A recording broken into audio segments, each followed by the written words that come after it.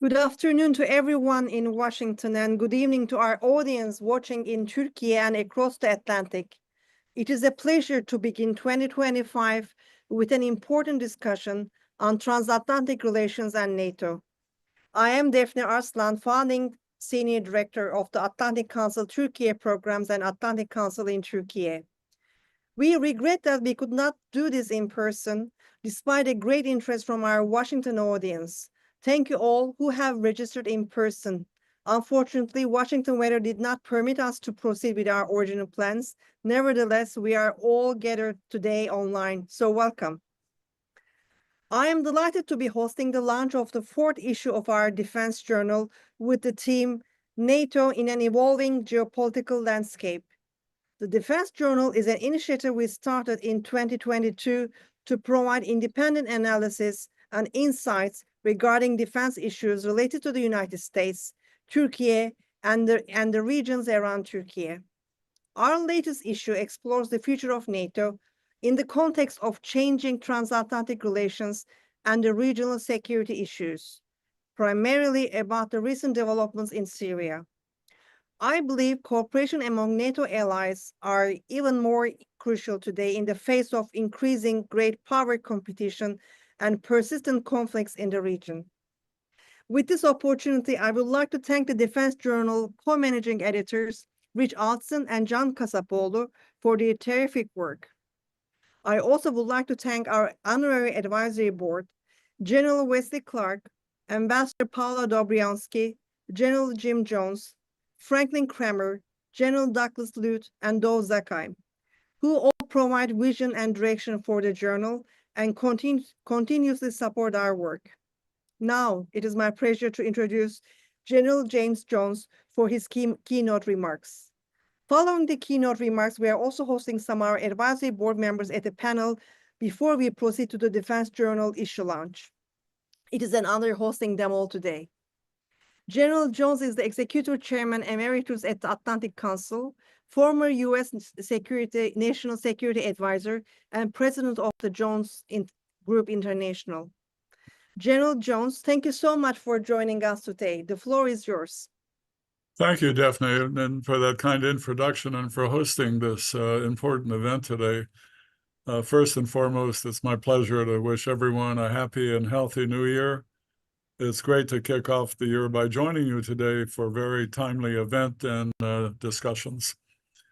Back in 2023, it was a pleasure to help launch the journal's second issue. At that time, I shared my positive experiences working with Turkey and the Turkish people, starting as a young officer and then years later as Supreme Allied Commander for Europe at NATO, and finally as serving as National Security Advisor for President Obama. So my remarks then, which emphasized Turkey as an essential partner in tackling regional security challenges, rings true more today than ever before in light of the continuing crises and developments in Ukraine and the Middle East, including most notably now in Syria as well. The transatlantic partnership and NATO broadly is at its most critical point since the Cold War ended. As the Trump administration takes office, I think it would be in America's interest to bear in mind Turkey's rising geostrategic influence and the asset its conflicted, tested military and defense industrial base can provide for transatlantic security. NATO is facing a serious test by adversaries of the US-led international order as we witness enhanced cooperation between Russia, China, Iran, and North Korea. To successfully deliver on the pledge of peace through strength, the transatlantic alliance must take steps to prepare and ensure readiness in the face of persistent conflict and volatility. The latest issue of the Defense Journal explores NATO in its current state and how it should respond to the evolving geopolitical landscape. So I greatly look forward to the upcoming discussions. And I thank you again for including me in this initiative and this event. It's a great pleasure to be an honorary advisory board member of the journal, and I look forward to seeing what comes next. With that said, it's my pleasure to turn the floor over to the moderator, Grady Wilson, to kick off the first panel on the future of NATO and transatlantic security. Thank you. Thank you, General Jones, for those excellent remarks to kick us off and set the stage. I want to jump quickly into our first discussion on the future of NATO and transatlantic relations, featuring three very distinguished Atlantic Council board directors who, as Daphne said, are also members of the Defense Journal's Honorary Advisory Board. We're delighted to have with us Ambassador Paula Dobriansky, a senior fellow at the Harvard Kennedy School's Belfer Center for Science and International Affairs, who previously served as Undersecretary of State for Global Affairs. Dov Zakheim, a senior advisor at the Center for Strategic International Studies and formerly an Undersecretary of Defense, and Frank Kramer, a former Assistant Secretary of Defense for International Security Affairs. Thank you so much for joining us today. I'm sorry we couldn't be together in person, but Mother Nature or possibly General Winter had different plans. Before we begin, a couple housekeeping notes. This event is on the record, and we will reserve the final 10 to 15 minutes of each discussion for questions from the audience. You can submit questions by visiting the website askac.org. Choose this event and type away, and please state your full name and affiliation when sending your questions. Now let's get underway. I want to start by getting your reaction to one of the main themes of the latest issue. So the theme we can encapsulate as NATO's readiness and deterrence capabilities. And my question, I'm going to start with Paula. Do you think NATO is prepared to address the current and emerging challenges, including increasing great power competition, cooperation amongst our rivals, and persistent conflicts in Europe, the Middle East, and beyond? What steps should the alliance take to address these? All right. Well, first, thank you, Grady, and delighted to be here with colleagues. And I do want to congratulate the Atlantic Council's Turkey program for the report. Congratulations to its primary authors, who we'll be hearing from later. And also just congratulations to you for the issuance of the Defense Journal and all the work that's been done in this domain. Grady, you asked me about the question and the core theme about NATO's preparedness. I would put it this way. I think that where NATO was, we're looking certainly pre-aggression, Russian aggression on Ukraine. And then also even before the Trump administration, Trump 1, I think there was a period of complacency, and I don't think it was focused on the kind of geopolitical environment at hand. I think it has now significantly moved in the right direction. And in terms of its preparedness, I'd first start with the fact that I think it's excellent, the fact that all the countries in one shape or another are looking at their defense expenditures and what they can be doing to bolster deterrence in light of particularly not just the Russian threat in Ukraine itself, but the concern that's been well articulated by many of the countries about the concern about continued Russian aggression. And we've seen that manifested particularly in terms of the level of defense spending. In December, I was in Warsaw and I was in Prague, just two countries. And of course, both were talking about how they were going to up their numbers. In the case of Poland, they're targeting 5%, even higher than 5%. So number one, I think it's moving in the right direction, certainly in terms of defense spending. Let me mention two more points, and then I will stop to just giving you a very quick, concise answer. But secondly is the fact that I like that NATO is looking at technology. Cyber is key. That's not been a domain that has been so front and center previously, but it definitely is now, and in a way that matters because we're talking about not just only some of the conventional kind of elements that one should be looking at in warfare, but also particularly use of technology, AI, cyber. The case in point of Ukraine, Ukraine gets attacked even up to some 1,000 cyber attacks a day. And then third and last, I would want to mention what I remember of out of area. That term was used, and I remember when, this is decades back, NATO did not want to look at out of area. I go back to Stoltenberg's before he stepped down. He focused on China. And he focused on China and the concerns about what's happening in the Indo-Pacific. What's happening there has great relevance to the transatlantic alliance.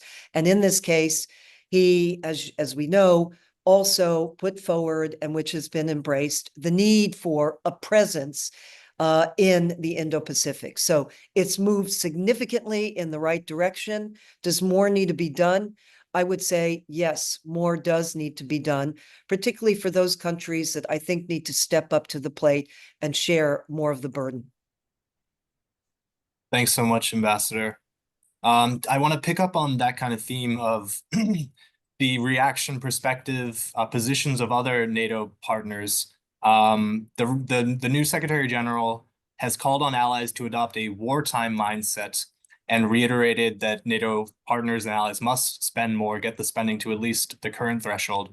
Maybe I can turn to you, Frank, and get your kind of thoughts on how that's being accepted throughout the alliance among partners. And also, this is, of course, a major bone of the Trump and the Trump administration for partners to pick up spending. So it's a broad spectrum of partners, of course. There's Western Europe, Eastern Europe. But what is your reaction or take on how this is being received across the full spectrum of the alliance?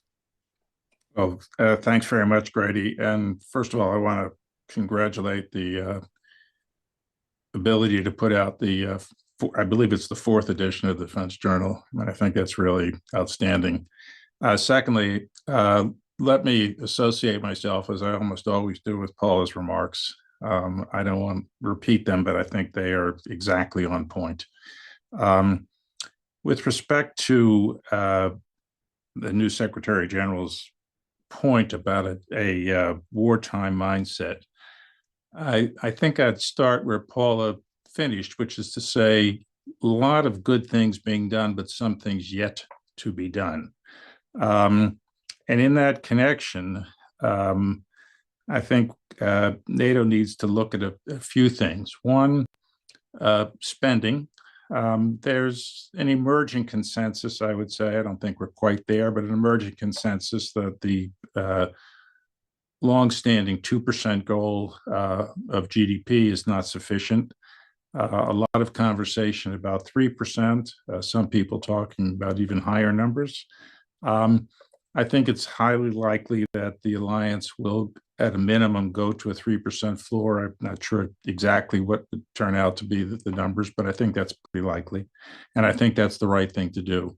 I think that, as Paula pointed out, there was a long period of complacency, and that led to significant deficiencies in the militaries. And I think these need to be overcome. Secondly, I would say that if you're going to spend, you really need to spend right. And there are 2 parts on that. There's a time frame and there's a specificity. So with respect to the what you might call the conventional capabilities that NATO has, spending's required. Those are important, but those don't come quickly. It takes a long time to get a new frigate. It takes a long time to get a new airplane.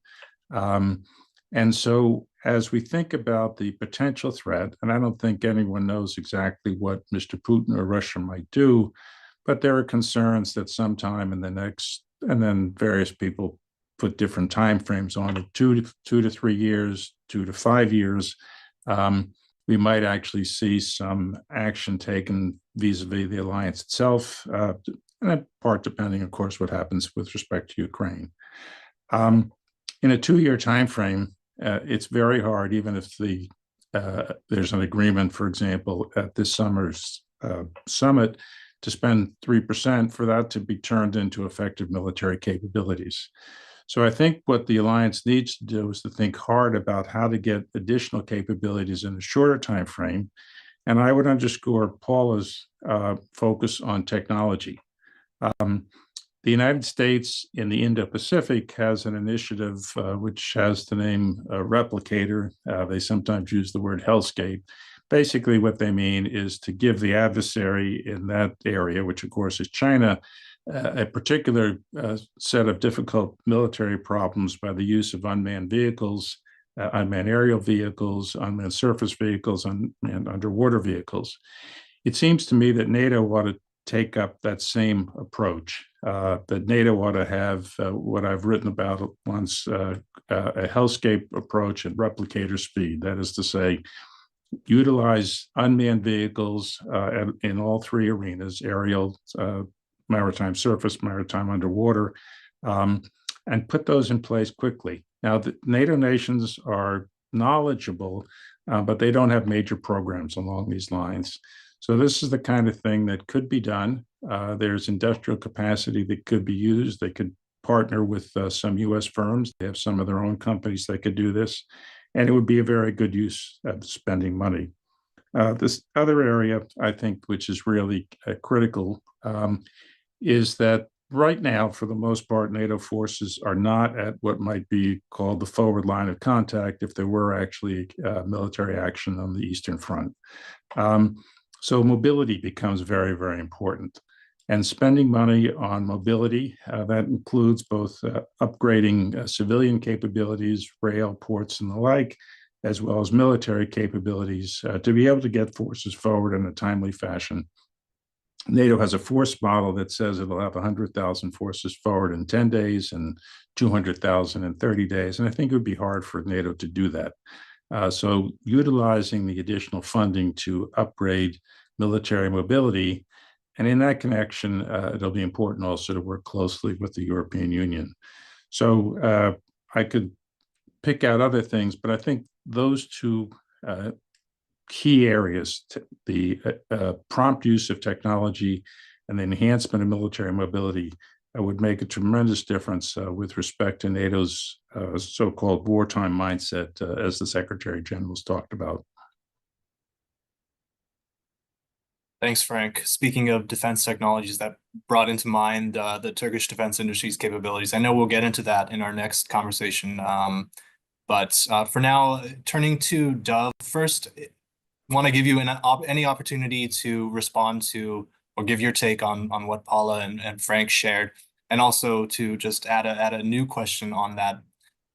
Can you talk a little bit about what you expect from the Trump administration's general approach to transatlantic relations and NATO? Is this a really new, radically different approach from the Biden administration? And what does that mean in terms of opportunities and risks, if you see both, for alliance cohesion, cooperation, and regional stability more broadly? Well, again, I want to echo what you've already heard. Thanks to the Atlantic Council for putting this together. Thanks to Daphne for leading all of this from the start. Thanks to the editors of the journal. It is an impressive journal, and I'm proud to be associated with it.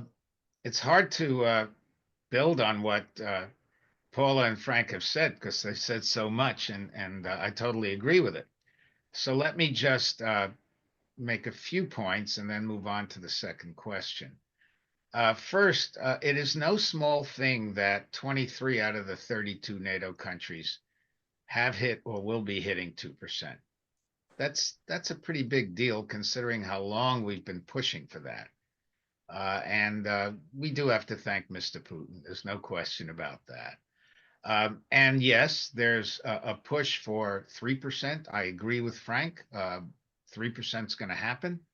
But there are people pushing for more, and it's not just Poland. And there are some who are already spending more than 3%. So you've got an upward pressure there that's terribly, terribly important. Turkey, for example, is spending a lot more than 3%, and has been for some time. So you've got that. The other area, the high technology area, NATO has a thing called Diana, and it's a very interesting concept because what it does, it's about innovation. It's an innovation accelerator. And I was out with my colleagues from the Commission on Emerging Technologies, which is a congressional commission, talking to NATO about this, about biotech.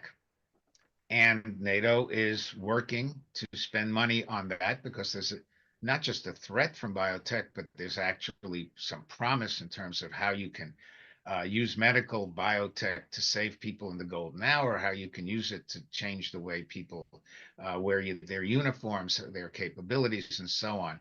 And it's not just biotech. Diana covers all technologies. And so the focus on emerging technologies, which Frank talked about, is there. And again, it needs a stimulant. And I think that's where the Secretary General was so right. We may not consider that we are at war, but Putin does. And he's acting that way. And even where we think that we have dominance, say in the Baltic region, because now we have Sweden and Finland, we don't if we don't exercise enough, if we don't move our troops forward enough. And oh, by the way, that's one way to move your money more quickly. I mean, Paula and Frank are absolutely right. You cannot get to 3% and spend it tomorrow. No question about that. But what you can do is up your operational capabilities now. And NATO is doing that, and it has more that it can do. Now, as far as the Trump administration, the first thing you got to remember is that Mr. Trump says a lot of things. He's not necessarily going to get Denmark to sell Greenland. Canada, I doubt, will become the 51st state. And you know, he's also threatened to invade Mexico. You know, but there's no Pancho Villa down there. So, you know, we hear a lot of things, and we've heard a lot of things about NATO. But then look at the personnel that he's actually hired. The last person he's probably going to speak to before he makes a decision on national security issues is his national security advisor. Mike Waltz is a strong supporter of NATO. So is his deputy, Alex Wong. Then you have the Secretary of State, who not only, Mr. Rubio, not only is a strong supporter of NATO, but was one of the co-sponsors of the legislation that requires now 2/3 of the Senate to vote to get out. So we're not getting out. So then the question becomes, what can we do, or what could Mr. Trump do to make life more difficult for NATO? And of course he could. No question about it. He could move troops out of Germany. But then again, he's also talking about moving troops into Poland. And quite frankly, if I were Mr. Putin, I'd rather not have them in Poland. I'd rather have them in Germany. So, you know, we have to wait and see about this. And then there's another thing, and here Turkey can be very, very important. Mr. Trump may have issues with some countries, doesn't seem to have them with Mr. Erdogan. And Mr. Erdogan cares very much about NATO because all he has to do is look across the Black Sea. And you have not heard Mr. Erdogan criticizing NATO per se. By the way, the same thing is true with Mr. Orban. The EU may have trouble with Mr. Orban in Turkey, excuse me, in Hungary. But Mr. Orban and the Hungarians still remember 1956, and they are not about to walk out of NATO, quite the contrary. So you've got an element within NATO that could clearly influence Mr. Trump's thinking. And I would add to that the Scandinavians. He has a soft spot for them. Sometimes he says he's Swedish. He's actually German, but he says he's Swedish. The point is, let's not wring our hands too quickly about all of this. Leaving aside the fact that Congress has made a clear statement, including a majority of the Republican Party in Congress, there is the fact that many countries for whom Mr. Trump does have a positive feeling are very strong supporters of NATO. So as I say, let's wait and see. Thanks, Dov. And Paula, Frank, I do want to turn to you eventually to get your takes on what to expect from the Trump administration, given that that is kind of front and center on a lot of people's minds. The inauguration is just a couple weeks away now. So keep that in mind. But also to add another question, Paula, if I can go to you on Article 5, which is considered one of the backbones of NATO's strength and deterrence to prevent aggression. I think it's fair to say that with Russia and volatility in the Middle East, we see tests on both the eastern and southern flank. We talked about capabilities, but it's also a matter of political will. What can NATO allies, the US as kind of the de facto leader of NATO, do to reassure our partners and adversaries that this backbone remains in place and thereby deter aggression effectively? Well, let me first just make a comment on the last question, if I may, in a very succinct way. I think Dove conveyed this. When you look at, the transition that will be taking place and the inauguration of new President Trump, I think that the message should be that one should look at opportunities. There are a lot of opportunities here. And that's what our audience should be looking at here, where it's not just having a domestic audience, but a foreign audience. I was as I said, in Poland and in Prague, and lots of questions came up. Should we do this? Should we do that? And quite honestly, it's very clear to me there are opportunities. And I want to underscore what he said when I think about the people who are advising President Trump and who are dealing with these issues in this administration, like the National Security Advisor, Mike Waltz, Alex Wong, his deputy, as well as Rubio at the State Department, and a number of others that have been appointed. They are proponents of alliances, of collective defense, of NATO. And so in this case, I think we should be looking at opportunities here. And I'm glad, Grady, you had that incorporated in your question. With regard to, your other question, by the way, I always ask my class, do you remember when Article 5 was invoked? And, it's interesting to me. Some know it, some don't know it. Well, Article 5 was invoked for the United States when we were attacked on September 11th. So my answer is, I believe that those who definitely follow these issues, care about these issues of collective defense, alliance structure, preparedness, deterrence, and Article 5 in that mix, the answer is yes. That is a core component here, should remain defense of one, defense for all. And I believe that undergirds everything that we're talking about, and including going on with US policy. I see that as a mainstay. I don't see that in question here. If that's part of your question to me, which I sort of was assuming. Am I correct, Brady? Thank you. Yes, absolutely. Thank you so much, Paula. Frank, can I get your reaction to both of those questions on Article 5 and the Trump administration, if you have a different take? Well, sure. So I think that the recommendation that let's wait and see, as opposed to assume what's going to happen, is really the right way to look at things. And reflecting on who are the key players in the national security apparatus at the very top seems to me to be a potential tip-off. The president obviously gets to make the final decision, so yet to come. One of the things that I think is relevant to think about is that, of course, this administration is going to be quite concerned about the Indo-Pacific and about China. And the question will become, how does it choose to go at that set of issues? And broadly speaking, I think we've seen for the United States over the years that if we have allies with us, we do much better than if we try to do it on our own. That means it'll be very valuable to have the Europeans with us. There are a lot of reasons that they should want to be associated with U.S. policy, not least of which is what's encapsulated in the phrase de-risking, which we all talk about these days. That is to say, to be less reliant on China for things that are important to our military, to our economies, and the like.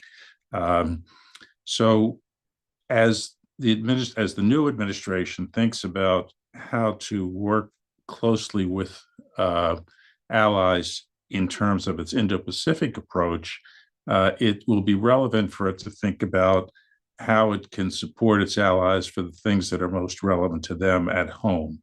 And broadly speaking, given one already has the inclination of the various National Security Advisor, Deputy National Security Advisor, Secretary of State, all designates, of course, at the moment, to be supportive in the context of Europe.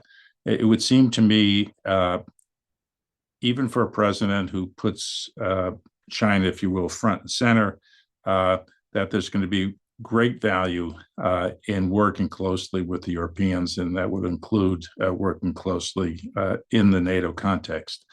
And that'll be especially so, I think, if we go back to the point that was made earlier, that it seems pretty likely, I think almost a certainty, that the Europeans will undertake to substantially increase their efforts in NATO, not only spending, but otherwise. Thank you, Frank. Just want to remind our audience to submit your questions on askac.org, askac.org. We're nearing the end of our first discussion, but before we turn to questions, I just see a couple now. From the audience, I want to turn to Dov Zakheim and get your thoughts, comments on the Middle East and a lot of recent developments there. It's always a volatile region, of course. But we saw the end of the year obviously close with dramatic events in Syria. What do the security challenges in the Middle East mean for NATO alliance? This is also turning to obviously Turkey's neighborhood. We are the Turkey program after all. So I'd love your thoughts and comments if you have any with cooperation with Turkey especially. Well, obviously the fall of Assad has scrambled a lot of things, and we, of course, don't know how it all plays out. I mean, just today, the new Syrian leader refused to shake hands with the German foreign minister because she's a woman. So are these new people going to be Islamist? Are they going to be as moderate as they say they're going to be? We've already started to see the minority Alawis who ran the country under the Assads leaving Syria. On the other hand, there are refugees in Turkey that are moving back to Syria or would like to, Syrian refugees. Where does Iran and Turkey's interests clash? What is the Russian role? The Russians are hoping they can keep their bases there. That clearly is something NATO has to watch very, very closely in the Eastern Mediterranean. And then there's the relationship between Turkey and Israel that has blown hot and cold, pretty much for 70 years, give or take. Right now it's blowing cold, and it'll continue to blow cold as long as Hamas and Israel remain at war. Then it could turn on a dime as it has in the past. And then there's the Kurdish question. And does Syria, President Erdogan already said, it would be a total disaster if Syria breaks up and there's an independent Kurdish entity.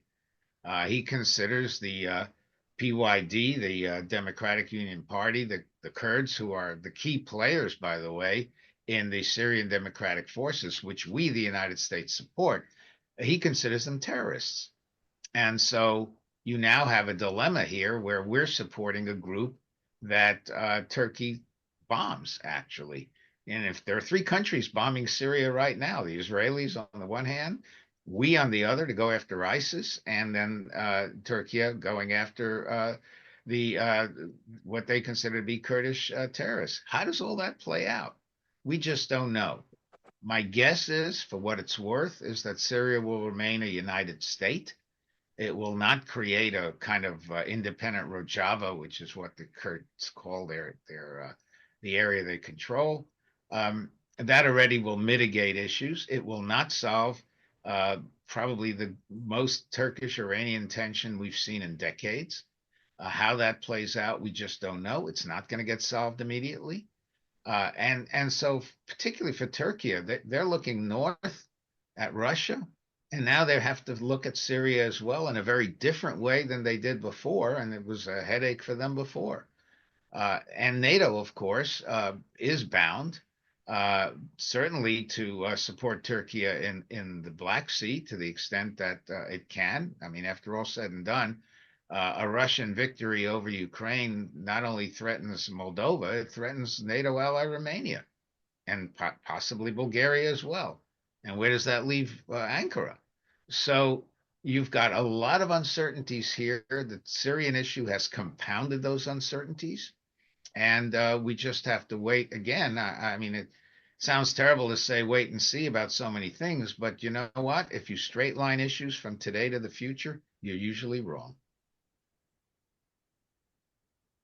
Thanks, Dove. I'm looking at audience questions. I see one that you, Dove, basically covered, which was to make it more succinct how the US can manage its relationship with Turkey and Israel on the one hand. As you said, it's very hot right now. I don't know if you have any thoughts there, if the US can play a role, should play a role there. I'll leave. Sure. Look, a couple of things. First, we do have influence over the Syrian Kurds by definition, because we support the Syrian Democratic Forces. So that at a minimum, we can exert pressure to ensure they don't go off on their own, which is Mr. Erdogan's nightmare, not only his, quite honestly. I think it's a Turkish nightmare. So there's a role for us right there. Another thing we could do clearly is, and Mr. Trump has been very explicit about it in his usual explicit way, to force Hamas to negotiate and release those hostages. As soon as there's a Hamas deal, Turkey and Israel are now in a different place. That already changes things in the region, right there. So there's that. A third area, given growing friction between Iran and Turkey, is what I'm sure Mr. Trump is going to do, which is to increase pressure on Iran. And then the last question, which is very much an open question, is what does he do about Ukraine? A deal on Ukraine, and look, Mr. Macron has essentially told Zelensky, you're going to have to give up territory. That's kind of interesting. And so if Mr. Trump can pull off a deal there, that eases pressure on Turkey as well. So there are lots of ways where we can work with the Turks, even if we don't entirely agree on how to deal with the Syrian Kurds, because after all, we've been working with them for years without agreeing on how to deal with the Syrian Kurds. It's a matter of minimizing the tensions. And I think, to steal a thought that Paula laid out just before, there are many opportunities to minimize those tensions. Thanks, Dove. And yeah, let's get into, as you kind of started, the more detail specific about the kind of conflicts and uncertainties we're seeing. Paula, maybe I can turn to you if you have thoughts of your own on the Middle East, but also on Ukraine, the status of the war there, and your thoughts on how the Trump administration coming to power is changing the dynamics there. Well, let me one footnote on the Middle East, because I think Dove really, who first in the first place is very steeped in those issues, meaning of the Middle East, and has many contacts there. I think he well articulated the situation, and I'll reverse it back, the opportunities that could emanate from the risks and the opportunities, or I'll use the word the challenges and the opportunities. I will just underscore, we've talked about Syria and, the ramifications in that case. I'd also just remind, I think Iran is going to be a very key issue for the incoming administration. And I think it'll be interesting to see what tack will be taken. I think there'll be extensive coordination with on this one with Israel, but also with Saudi Arabia, because there's a desire for the expansion of the Abraham Accords, and there are already those discussions with Saudi Arabia. So we will see what happens, but I see opportunities in that domain. You asked about Ukraine. Ukraine is also front and center. It's been stated as a priority of the Trump administration. I found it interesting. I'm paraphrasing. I believe President Trump, when he was quoted in one case in an interview, he said that actually he sees this situation as more complex and tougher to deal with and solve than the Middle East. And I think that right now there are already discussions taking place. We have seen that President Zelensky is listening to everyone and going everywhere. I'm not going to predict what will unfold here because there's been a lot put on the table. I do think I could say confidently this. I do think that the incoming administration would like to have peace, as been stated, and also, if I could use the word, a success that will be sustainable, that will really put not just Ukraine, but the surrounding area at peace and stability. It is going to be quite challenging, and I think a lot just really remains to be seen. Thank you, Paula. We're about to wrap up. Frank, I want to give you just the opportunity for last words on the Middle East, Ukraine, and any kind of reaction to Dov and Paula's remarks. Well, I'll just associate myself again with all the remarks. I'll make 2 points. First, with respect to Iran, one of the things that happened in defending against the several Iranian attacks against Israel was that a number of European countries were involved, particularly UK and France, and there was other support. And so I think what we can say, at least, is that Europe, or at least portions of Europe, see great value in working with Israel on these kinds of issues, and I think we can expect that to continue. The pressure on Hamas that is being articulated by the president-elect, I should say, and presumably will be brought to bear in however he chooses to do it, I think is terribly important because, as Dov has pointed out, once one makes that situation less fraught, it gives opportunities for other activities that really are potentially also very important. With respect to Iran, one of the issues I think that's of concern is that it's in a significantly weakened state, with the Israeli attack, for example, demonstrating how ineffective its military is. Does that cause Iran to want to accelerate its nuclear programs? It's an open question. I don't know the answer to that, but I think that's something that the Trump administration, new Trump administration's policymakers will have to think hard about, and what their, I'm going to use the phrase they used the last time, maximum pressure approach will mean with respect to nuclear issues. With respect to Ukraine, I think the key issue will be, I think, a de facto set of agreements. I think it's going to be extremely hard to get Mr. Putin to agree to anything formal. We've seen what they put on the table in December 2021, which will not be acceptable to pretty much anyone. And so how to get to I'll call it a ceasefire in a de facto way will be a critical issue. Now, I have my own views about that. I'm not, of course, in the administration and won't be in the new administration, but I think that will require some significant degree of support to ensure that the Ukrainians, both militarily and economically, do not collapse. They are under significant pressure now, and I think that'll be important to keep up the support to them. But as to what the precise policy will be by the new administration, I have to defer to them. And, as I think all three of us have said already, let's wait and see. It's unfortunate that one has to do that, but predicting the future is a fool's goal.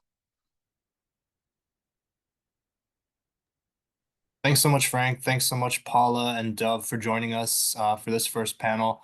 We'll let you go there, but it was a great discussion and an honor to host you all. Thank you very much. My pleasure. Thank you.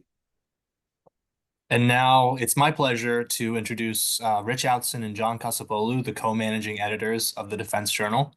Rich is a non-resident senior fellow at the Atlantic Council Turkey programs, and John Kasapolu is a non-resident senior fellow at the Hudson Institute. Rich and John are two of the leading scholars and practitioners on all issues defense and transatlantic relations. So we're so happy to have you with us, and obviously your terrific work on the journal. I tip my hat to you both. And now let's get into the meat of the latest issue and then have a broader conversation on US-Turkey relations and the region. So John, maybe I can start with you. In your article for the latest issue of the journal, you lay out 3 political military lessons for NATO to learn from the war in Ukraine. Could you summarize your takeaways, and do you foresee NATO successfully taking or having taken these lessons to heart? Thank you. And first of all, excusing my voice, my presence in this panel is a violation of Biological Weapons Convention, probably. Well, I got 3 lessons harvested from predominantly the Russian invasion of Ukraine, but also in general, Russia under Putin, under the Siloviki rule, which is the last generation of the Soviet KGB elite. The first lesson to be learned from Ukraine is that depends on the fact that the invasion of Ukraine is a coalition warfare effort. So we are not only seeing the Russian military invading Ukraine, we are seeing that the predominance of Russian fires are coming from North Korea. More than 50% of Russian drones and Russian drone strikes are emanating from Iranian defense technological and industrial base. And we are right now seeing North Korean troops sent by Pyongyang in direct combat operations, and it remains to be seen if their mandate will extend to occupied Ukraine. So in any Russia-NATO scenario, we have to keep in mind that both in terms of calculating force-on-force ratios and correlation of forces, but also the industrial entity, defense industrial entity that NATO will be facing, it's going to be a coalition warfare effort, not only on NATO's side, but also on Russia's side. What do I mean by that? It means that when calculating, for instance, artillery shells production, we have to incorporate the North Korean factories that's going to work and still are working 24-hour shifts, for instance. We have to incorporate Iranian Shahid drones pounding NATO territory alongside Russian Lancet loitering munitions. So the first lesson is that the West and the NATO alliance is facing a coalition, and Ukraine is just a theater that we see a part of it.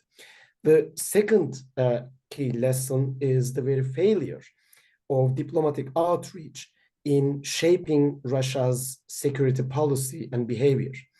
We actually provoked Russia in the invasion of Ukraine, but it is not in the sense of NATO enlargement or something. Weakness provokes Russia. It is like a shark smelling blood, because blood means weakness in the prey. It means injury. The Russian Federation conducted one of the largest cyber warfare activity on Estonia back in 2007, and then invaded Georgia 1 year later in 2008. And then came 2009, the reset button policy of then Obama administration, and then the NATO strategic concept 2010 that we called as an alliance, the Russian Federation, a partner. And we also said in that paper that the security of the Russian Federation and NATO were intertwined. So all these steps, and then turning a blind eye, excuse me, to the Russian intervention in Syria and all the chemical weapons use red lines, then came the invasion of Crimea, and then the full-scale invasion of Ukraine.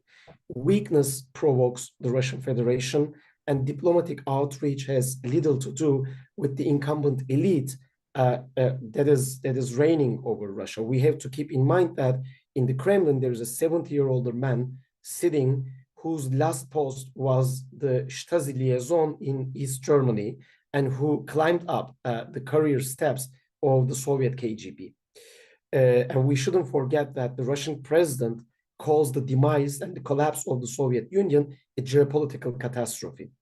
Last but not the least, I got a problem, as I demonstrated, as I tried to explain in my article, with the NATO force model that came out from the last summit. So in a nutshell, it depends on manning up a large army up to 500,000 from 30 days to 180 days, starting from the outset of hostilities, and then levying that army, that giant army, to fend off any large-scale attack to NATO territory. Well, I got two problems with that. One is the practicality of being able to do that, because NATO has never manned a giant army of 500,000 up to date. And SACEUR, the Supreme Allied Commander of Europe, in Europe, doesn't have necessary mechanisms, for instance, SNAP exercises to test the combat readiness of that force. But leaving that aside, imagine that everything goes perfectly, and nothing goes perfectly in a wartime situation. But assume that everything goes perfectly, it gives 30 days of gap that Allied territory could be exposed to Russian invasion. I saw Bucha and Irpin with my own eyes. And Bucha and Irpin, the mass graves and the ethnic cleansing happened in the opening stages, in the first weeks of the Russian invasion. There are Rand Corporation war games predicting Baltic capitals falling to Russian hands within 48 to 72 hours. So my main problem with the current plans of NATO is the very prospect of recapturing Allied territory from Russia. If that happens, we're going to see mass graves, country-sized mass graves in the Baltics, and that is not acceptable. Thank you. Thank you, John. Rich, turning to you, we've already discussed on the first panel pretty extensively expectations and opportunities for NATO and transatlantic relations under Trump, which was one of the topics of your article. I do want to give you an opportunity to add anything there, any points you feel like making, but also kind of taking a step back and talking about your thoughts about the Defense Journal. We're now through 4 issues. What is kind of your and John's philosophy behind it? What is your aim? And especially about the latest issue, if you could kind of summarize what went into the process of deciding which articles to include and everything. Right. Well, thanks, Grady, and thanks to you and Daphne for organizing this discussion. I'll start with the second part first.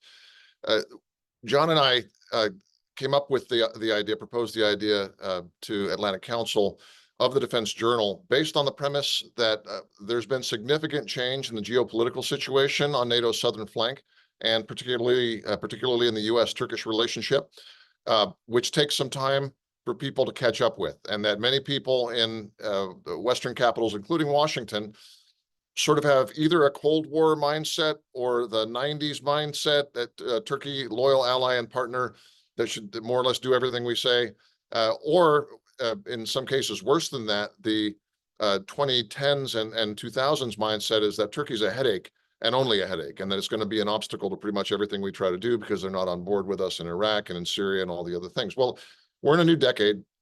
There's a lot of things that have shifted. The geopolitical moment is very different.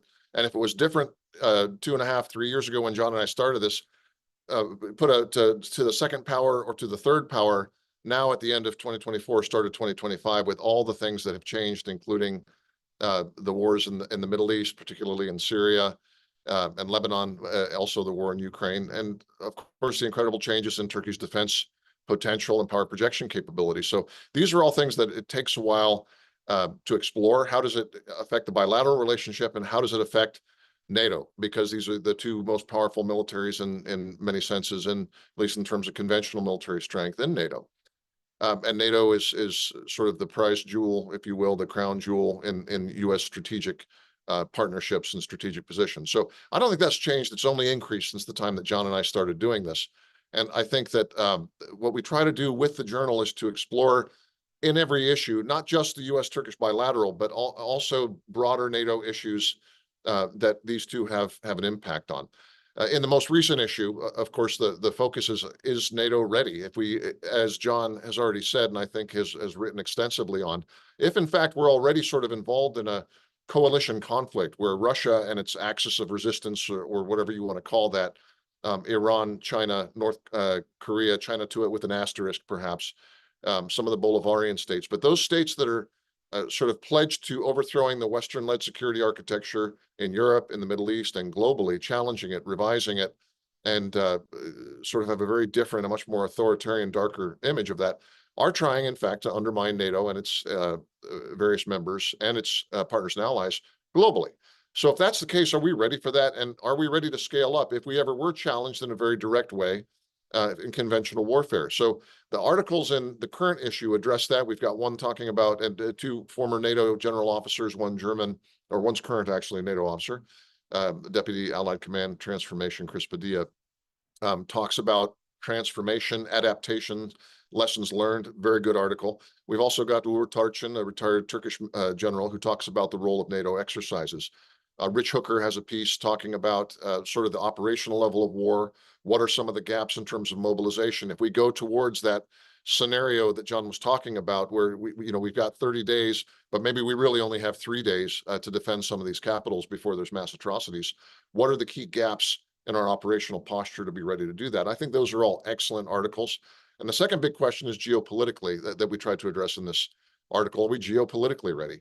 There's been some very big divisions within the alliance, some of which have been, frankly, over Syria and to some extent over war in Ukraine, different approaches. So there's a couple articles, including John's and mine, that address the sort of that geopolitical dimension and what mindset changes might need to occur in 2025 to kind of close ranks and get more ready at the strategic and geopolitical level.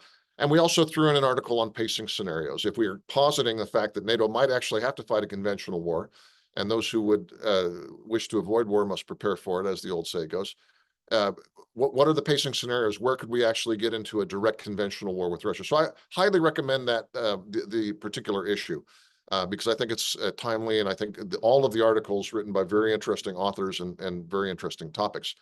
Now, as to the second part of this geopolitical transformation and the great change that we're talking about is undeniably the election of, or re-election in this case, after a gap term of Donald J. Trump as president. Of course, neither I nor anyone at the Atlantic Council can speak for the incoming administration, but he's made some things clear about what he sees as foreign policy goals. He wants to end the wars in Ukraine and the broader Middle East. He wants a commerce-led and trade-led set of relationships in which America obtains advantage, but also its partners prosper.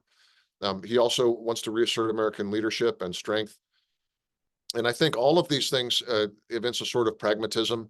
I think there's a lot of room for maneuver. If we look at the particular bilateral between the U.S. and Turkey, we've seen that President Trump and President Erdogan in Turkey sort of have a sympathetic relationship, and that they both see room for positive transactional relationships. So I think at the positive end of the spectrum of possibilities here, we're going to see an era in which the new president and his key advisors come in with sort of an open set of eyes. At the beginning of the last administration, the Biden or the current administration, really, the Biden administration, there was sort of a gap of 4 to 6 months, I think, of very little senior level contact. There's a couple different reasons for that, but there was sort of an arm's length distance. I don't see that in the new constellation. I think the leadership of the incoming administration has mentioned the salience and in some cases the primacy of Turkey in some of these regional conflicts, and how that's very interesting and very important for the United States. So I think there'll be a readiness to engage. At the same time, though, there's some dangerous things in the international environment, the current environment. And as Dov Zakheim was saying earlier from our advisory board, the issues regarding Hamas, the wars in Lebanon and in Gaza are visceral and deeply felt. both in Israel and in Turkey. This is a dangerous situation. Two critical U.S. allies, one a NATO partner and one non-NATO, but obviously with a very special relationship with the United States. We can't afford to be agnostic or just watch that, right? I think that's one of those black swan things between Turkey and the U.S., or sorry, Turkey and Israel, that could lead to a real downturn in relations after what seems to be a pretty positive phase at the moment, or at least a lack of downward momentum in the last year or two. So much in terms of defense industry.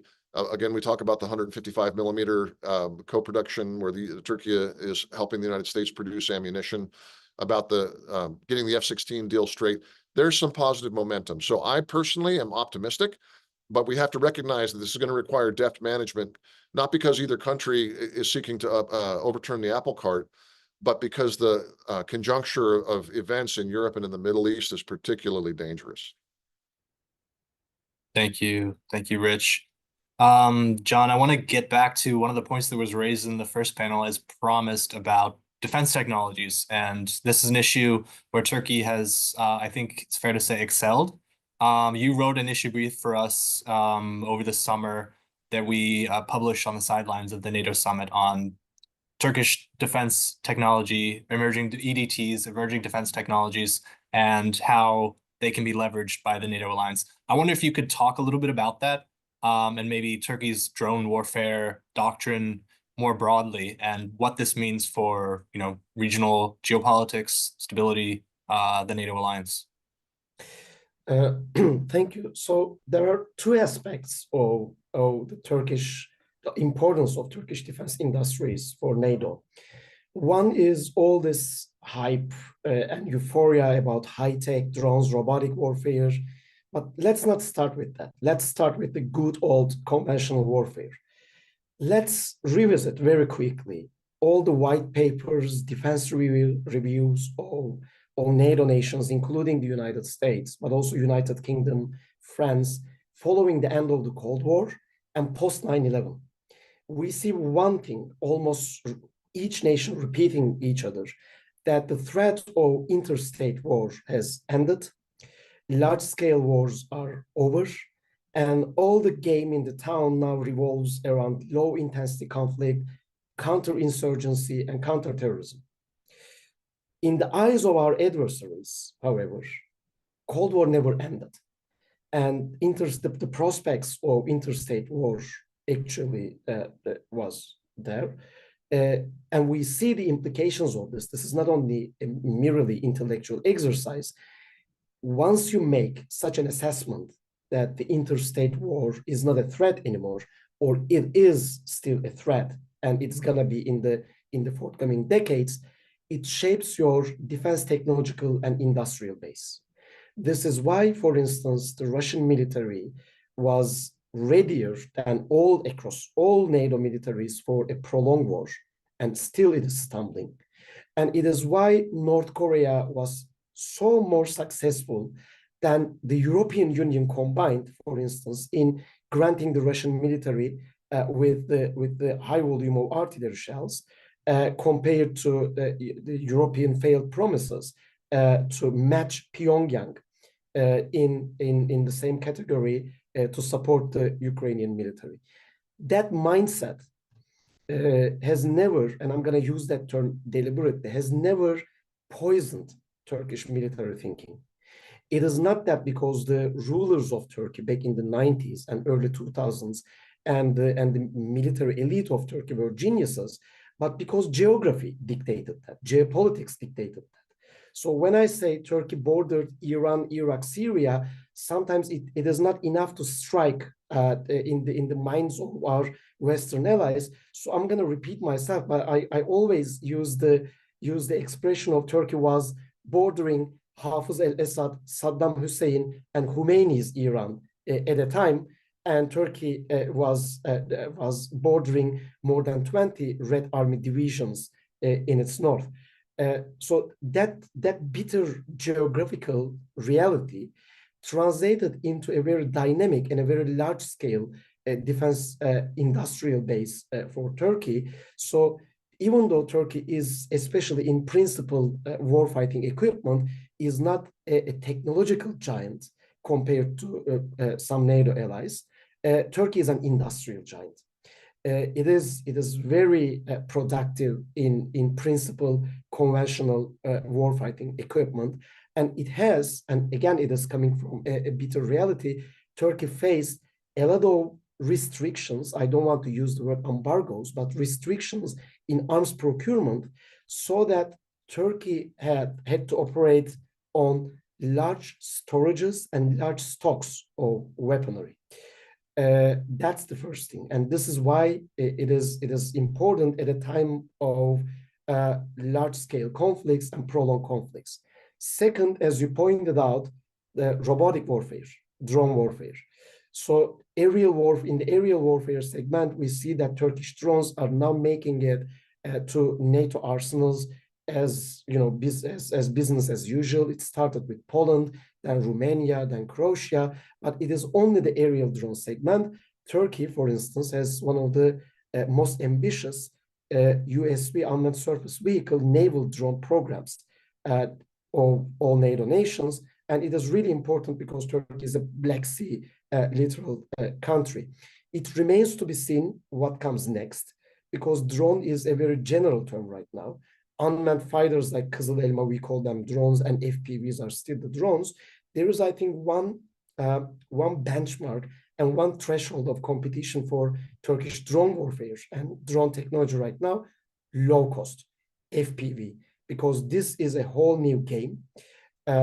You lose thousands and you produce tens of thousands in a given month, and it is your basic infantry skills that should be equipped with FPV drone pilot capabilities. It is used against a very broad array of weapon systems, all the way from artillery to other drones. So drone warfare is also a rising trend. Turkey started very well in this marathon of drone warfare. It remains to be seen that the transformation of design and production would also take the steps following the lessons learned from Ukraine, and Turkey keeps the pace with the FPV revolution as well. Thank you, John. We talked about this a little bit in the last panel, but I want to get into it more with you and Rich as well. Rich, maybe I can start with you, which is Syria. Obviously, the fall of the Assad regime was a stunning development for many people at the end of the year, definitely for me. Turkey definitely appears poised to exert significant influence in the post-war Syria. We already see that with visits back and forth. What do you see as opportunities for bilateral US-Turkey cooperation in Syria? This has long been a thorn in the side of bilateral relations, as has been pointed out already. And how does that kind of affect the overall US-Turkey relationship? Maybe you can give your take there as someone obviously who's very experienced in all things Syria policy. You're muted, Rich. Sorry. Sorry about that. Yeah, it seems a long time ago, but the United States and Turkey were more or less on the same sheet of music up until late 2013, maybe early 2014 on the Syria conflict, because our enduring interests are actually similar. We did not want to see 500,000 people killed by the Assad regime. Unfortunately, we failed collectively in that task. Did not want to see 10, 11 million people exiled from their homes, either internally or abroad. Did not want to see the use of chemical weapons by Assad against his own people, the entrenchment of Iranian power, the use of Syria as a launching pad for attacks against our allies in the region, including Israel and Turkey. All those things happened, and we struggled to coordinate our policy initially. And then there was a major divergence in 2014 after the metastasis of ISIS presented the US and the Obama administration at the time with a very unpalatable choice. So rather than commit massive US troops to a new ground war, the US chose to rely upon the YPG, the Syrian affiliate of the PKK, as a ground force to fight against ISIS. It was effective in that role with a massive amount of US training, assistance, logistical support, and air power. However, that choice went directly against the national interests and security sensitivities of Turkey, which has a 45-year running struggle against PKK terror activities in the country, conflict which has also led to the deaths of 45,000 people in Turkey, and most of them Kurds.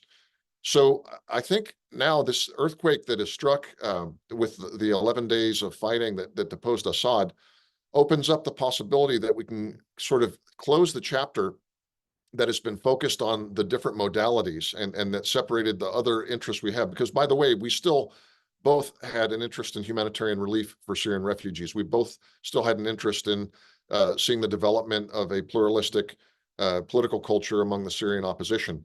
We still share those things. We both share an interest in seeing an end to terrorism and the emergence of a moderate, unified Syrian government that is not a threat to its neighbors and does not give Iran a platform in the region. I think all of those things are best served, and in fact, probably can only be served if the United States and Turkey are working together on these things. So we'll see. There's a very delicate set of steps that need to be done to avoid worst-case scenarios in northeast Syria.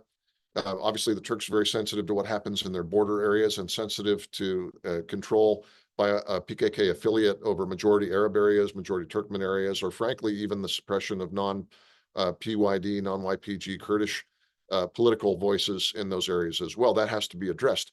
The United States, whether Turkey likes it or not, also has some sort of an obligation to make sure that the people who were fighting with us or for us against ISIS are not simply then eliminated or wiped out in another round of fighting.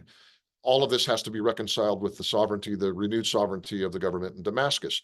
It's an immensely difficult political challenge. And frankly, as difficult as it was over the course of, 12, 13, 14 years to overthrow the brutal dictator and butcher of his people, Assad, it may be even more difficult now to find the political formula that meets all of these minimum requirements for the Syrian people, but also for the United States, for Turkey, for Israel, and the others in the area. I choose to be optimistic only because I think that while people raise from many different perspectives the risks in Syria, and they are real, let's take a step back and remember that 6 months ago, 2 months ago, Assad was in charge of the country. Assad, who is undoubtedly a proxy of Iran. Assad, who has used chemical weapons against his own people. Assad, who is responsible for Sednaya prison, which you've seen the pictures. It was reminiscent of sort of the worst genocides and atrocities that we'd seen in the 20th century.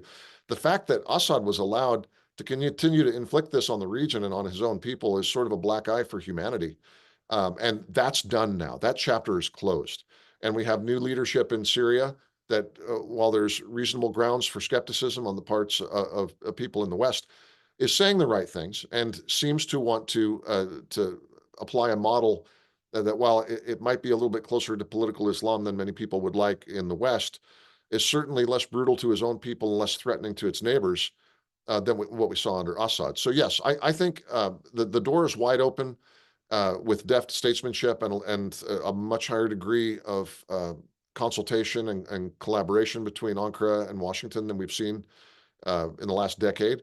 I think things are bright for the interests of both countries, and this can be really a turning point from what had been a bone of contention and a bane in the relationship to a boon in the relationship, if I'm not pushing the alliteration too far. Thanks, Rich. Never too far. John, let's stick to Syria, but talk about another aspect that you've written about, another risk that's kind of there, which is the country's legacy chemical and biological weapons program and preventing that from ending up in the wrong hands. So what steps can the US-Turkey international partners generally take to safeguard, dispose of those hazards? What can they cooperate on that? And if so, how? So methodologically, for intelligence analysis, we tend to look at where the headlines are not focusing on. This is where the real deal and the action goes on. The very day that Assad fell and the Ba'ath regime was over in Syria, at Hudson Institute, we published a report, How to Secure Syria's Weapons of Mass Destruction. So there are actually 3 issues as to securing that WMD base of Syria and dealing with the remnants of that program and undeclared parts of that program. Back in 2013, Syria acceded to Chemical Weapons Convention following a series of chemical weapons employment over civilian population. There were Obama red lines about the non-use of chemical weapons, and those red lines at the time were not about if you use chemical weapons, we're gonna force you to be a part of Chemical Weapons Convention. Those red lines were about if you use chemical weapons and kill civilians, we're gonna take military action. This is another story. At the end of the day, the United States administration at the time took the Lavrov offer, and Syria became a party to Chemical Weapons Convention.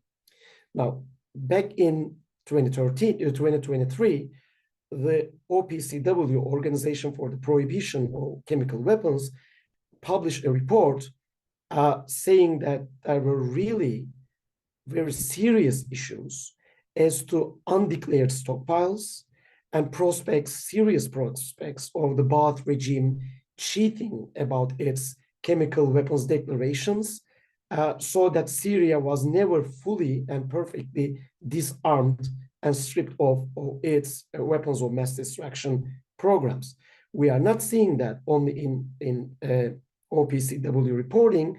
The Syrian regime actually used chemical weapons, including nerve agents, following its accession to the Chemical Weapons Convention. For instance, Han Shehun, that triggered United States response under the Trump administration.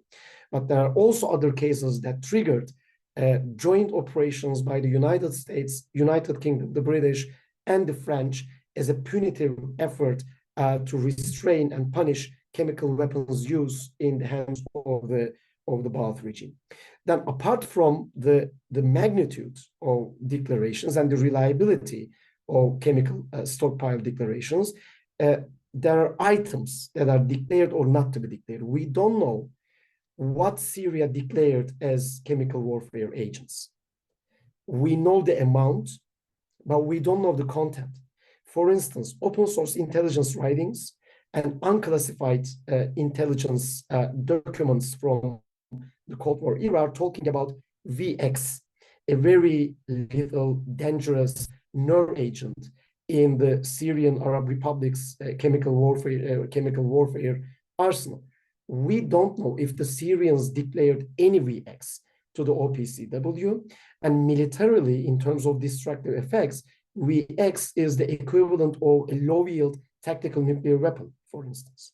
So it is very important right now that OPCW is empowered, and international community under the leadership of United States, and Turkey is a great chance because it is a NATO nation bordering Syria and now very influential in Syria, work with the new rulers of the country for ensuring transparency of chemical weapons declarations. It is very important that OPCW establishes diplomatic contact with the new rulers of Syria first.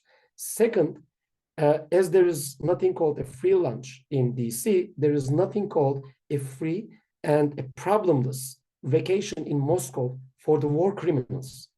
This regime is the very perpetrator of many war crimes in cooperation with its patrons. So where is General Ali Abdullah Eyüp? Where is General Suhail al-Hassan? Memorize those names, because those names are the murderers of hundreds of people in Syria. And these acts were not given the power vertical of the Syrian Arab Army, which was the Arabic-speaking Red Army. These chemical war crimes were not perpetrated by renegade or rogue generals. They were well within the power vertical and political military chain of command, going all the way to Bashar al-Assad, Mahir al-Assad. So it is very important right now to work with and cooperate with the new rulers of Syria to prosecute those war crimes. We owe that to the victims of these massacres. And then there is the unspoken issue. and it is very much in line with my voice and my infection right now. Syria has acceded to Chemical Weapons Convention, but Syria is not a party to the Biological Weapons Convention. It signed but never ratified the Biological Weapons Convention. Now, back in 2014, Mr. Clapper, if I'm not mistaken, the Director of National Intelligence, before the Congress, he concluded that Syria has scientific research capability to come up with military-grade biological warfare agents. It is very important to track that right now, because biological weapons are very insidious weapons that they hide in vaccination programs, zoonotics, veterinary clinics, veterinary faculties of the universities. They are very dangerous, even apocalyptic, in the hands of terrorist organizations. And not only the facilities and the pathogens that the Syrian regime once worked on, critical personnel associated with these programs are very important to track. So although the headlines are focusing on handshakes or non-handshakes, or the new Syrian elite with the European diplomacy, the main issue is where the headlines are not focusing. We have to secure, control, and contain what is spilling over from decades of Syrian Ba'ath dangerous interests and activities in weapons of mass destruction. One actor to underline here is Iran. There are good guys and bad guys in this game. France and Italy, for instance, have border disputes. That's going to strike many in our audience. But I do not see Italian intelligence behind terror attacks in France, or France threatening to annihilate Italy with force of with the nuclear deterrent of the nation. Iran is on the bad guys' side very pronouncedly in the rules-based international order, and it is of chief interest of all NATO nations, but also everybody around the world, to prevent Iran to get its hands on these weapons of mass destruction agents in Syria. Thank you. Thank you, John. We are already approaching closing in on the end, so I'm gonna kind of combine a few audience questions and ask you both to respond if you can, but maybe we can start with Rich. So first, on Turkey's relationship with Russia. A lot has been talked about that. It's kind of perceived as a point of discord among NATO between Turkey and its NATO allies. But we've also seen, of course, Turkey push back against Russia and Russian proxies across the region, obviously Syria, but also Libya, the South Caucasus. So how do you view the Turkish-Russian relationship? How does it manage that relationship? How is it unique in that sense among, differentiated from other NATO allies and partners? And secondly, if I can, there's also a question about Georgia's anti-West and pro-Russia lean. What does that mean for NATO? And I would also say, as it's in Turkey's neighborhood, what is Turkey's kind of perspective on that? Maybe we can start with kind of those. Great. So in much of the world, the idea that there's either fight, or talk is seen as a strange approach to statecraft in many places. And I think the fact that Israel negotiates with Hamas at the same time that it's pounding targets in Gaza Strip is indicative that even some of our closest allies believe this. It's fight, talk. Now, there's a ideological strain of US statecraft that says you cannot talk to and must anathematize and therefore ignore the people who are antagonistic actors in the international system, so that those people think we should not talk to Russia. And those people are somewhat scandalized when other people talk to Russia. It's possible even to have sanctions. And by the way, I've written extensively on this.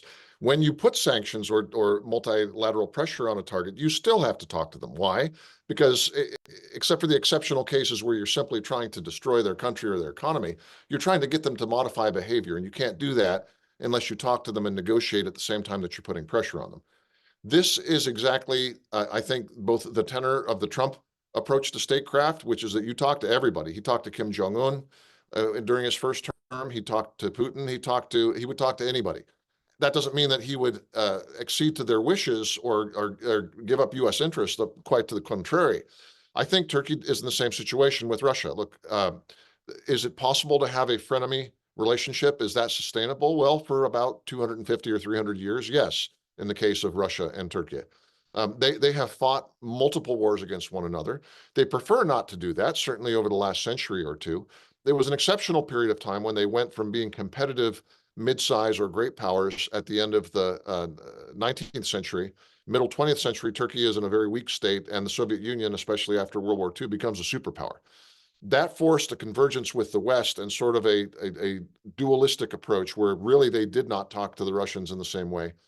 But the normal, and they're neighboring countries, right? So the normal pattern of relations is to be competitive, to be sometimes antagonistic, but to try to still trade with one another and still talk with one another. I think that will continue.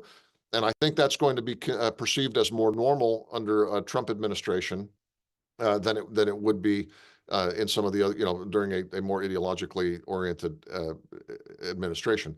As for to the second part of your question with regards to Georgia, obviously the slide of the Georgian dream from something much more pro-European, pro-Western into a pro-Russian party has been a great concern for Europe and for the United States, I think, in recent years.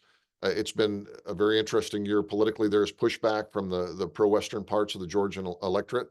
But I think you'd have to say that Moscow probably looks at what's gone on in Georgia currently as sort of a net victory for them. They've neutralized in the last 2 to 3 years what looked like a country that was on the same path that Ukraine was on, which is generally traveling in partnership with the West. That's of concern. But I think just like Russia, people said, you're not going to get them out of Syria. It's too important to them. Well, sometimes the world will surprise you. Sometimes geopolitics surprises you. Who would have guessed that the Turkish foreign minister would be having tea at Kaseyun overlooking Damascus while Assad was in exile in Moscow at the beginning of November, for instance. So it's hard to say what's going to happen in Georgia, but it is definitely a concern. And right now, a place where Moscow has seemed to have the upper hand. I'm interested in John's views on that as well. Yes, John, turning to you maybe for answers to that and any final thoughts as we close out. Very, very briefly, Georgia was the third largest troop contributor to Iraq when it got invaded back in 2008. I think that speaks for itself, and it got invaded because it wanted to be a part of the West. And again, as I said, like 1 year after came the reset button, and then came the NATO strategic concept 2010. So actually looking at what's happening in Georgia today, we have to go back to how it started back in 2008 and how we reacted. I completely agree with Rich. It is not about domestic politics in Georgia right now, the protests and the Georgian dream and the political swing. It is about geopolitical orientation of Georgia. For the first time since 1991, the Georgian military did not parade on the inauguration of the president. And we are seeing that it is not only the country's critical domestic political showdown, it is the country's entire geopolitical compass is on the brink now. The second, I think, risk here is these kind of murky situations are exactly what the Russian interventions are centered on. So I wouldn't be surprised to see a Russian intervention following what's happening in Georgia. Last, and recalling what I said in the previous round about intelligence and open source defense intelligence is done where the headlines are not focusing on, one of the largest foreign fighter composition in Ukraine right now are the Georgians. They are organized under the Georgian Legion's banner, and it is not only about the manpower in terms of discipline, warfighting prowess, and their part in joint operations with the Ukrainian military. Georgian Legion is something also politically they are appealing to the West. social media is one of the biggest source, for instance, of their fundraising and donations. For now, I agree with my colleague and dear friend, Rich, that Russia is on the winning side. But for the day after, it remains to be seen what this Georgian warfighting capabilities and experience accumulated in Ukraine, how they're gonna react and behave. I think that is a very good intelligence question to focus on in the coming months. Well, Rich, John, thank you both so much for joining us. Thank you for all your terrific work on the Defense Journal and this latest issue. Also want to thank our previous speakers, starting with our host, Daphne, General Jones, Paula Dobiansky, Dov Zakheim, and Frank Kramer for all joining us. And thank you to the audience for following us, and look forward to seeing you hopefully in person next time.